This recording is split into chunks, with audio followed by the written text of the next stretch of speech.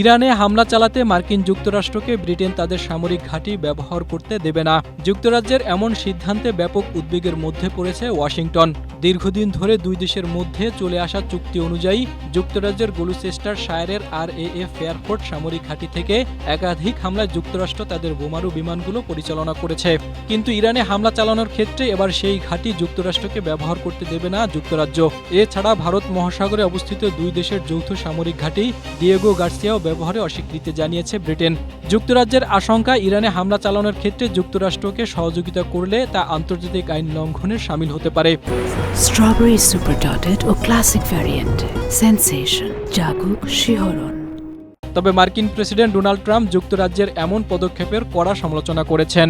British সংবাদ মাধ্যম the টাইমসে প্রকাশিত প্রতিবেদনের বরাত দিয়ে এ তথ্য জানিয়েছে তুর্কি বার্তা সংস্থা আনাদুলু এজেন্সি।